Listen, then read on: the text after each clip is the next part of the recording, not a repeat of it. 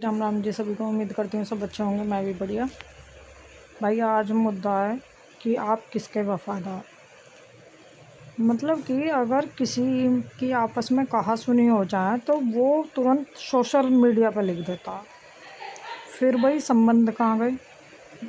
जो तुम इतने दिनों से दिखाते हो, दिखावा करते हो, फिर संबंध वो कहाँ गए? यानी कि उसके पीछे कोई ना कोई तुम्हारा स्वार्थ है। और अगर स्वार्थ नहीं है, तुम्हारा लगाव है, तो उस चीज़ को तुम अपना गुस्सा उसे फ़ोन करके, उसे मैसेज करके तुम ज़ाहिर कर सकते हो। लेकिन नहीं, उसे करेंगे सोशल मीडिया पर लिख देंगे, फिर तीसरा बंदा उसे मजाक बनाएगा, फिर थोड़ी देर में वो डिलीट हो जाएगी। इस तरीके से आजकल संबंध चल रहे हैं। लेकिन मेरे में एक आदत है, और अब इसे अच्छी समझो या ख़राब समझो वो तुम्हारे ऊपर है। मेरे में आदत है, मैं जिनसे संपर्क रखती हूँ, जिनसे संबंध है या जिनसे उठ बैठ है, मेरी दोस्ती यारी जो भी है, मैं उनके फिर पीछे से उनके बारे में तू भी नहीं सुनती तीसरे बंदे से। और कोई तो क्या कुछ कहेगा। फिर इसी तरीके के संबंध मेरे घर परिवार में हैं। ऐसा नहीं है कि घर परिवार में लड़ाई झगड़े नहीं होते, सबके यहाँ होता है, हमारे यहाँ भी है, हम भी इसी धरती के प्राणी हैं। मेरी माते और मामी को यहाँ पास में रहते हुए 40 साल हो गए।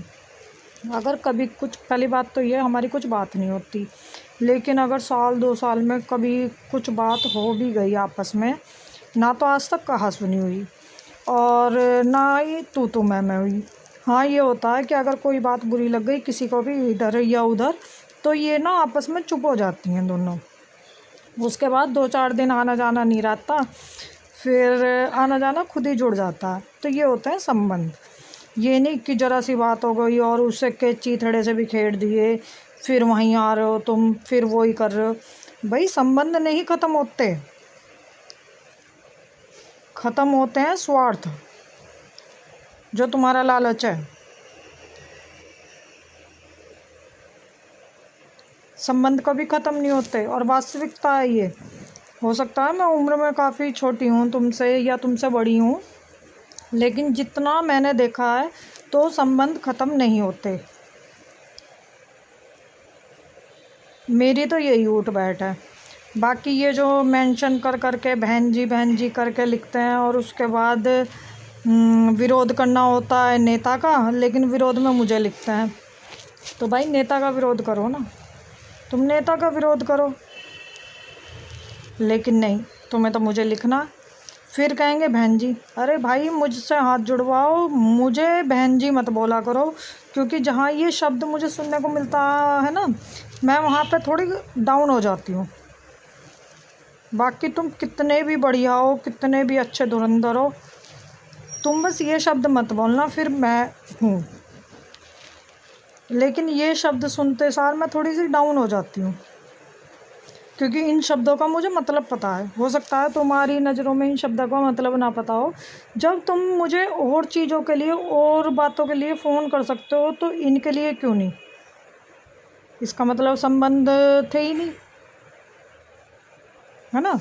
वो वाली बात है कि मजबूरी थी तुम्हारी। तो मेरी कोई मजबूरी नहीं है, मेरी कैसी भी मजबूरी नहीं है, ना किसी को भाई बोलने की, ना किसी को बहन बोलने की, ना किसी के पक्ष में लिखने की, ना किसी के विरोध करने की।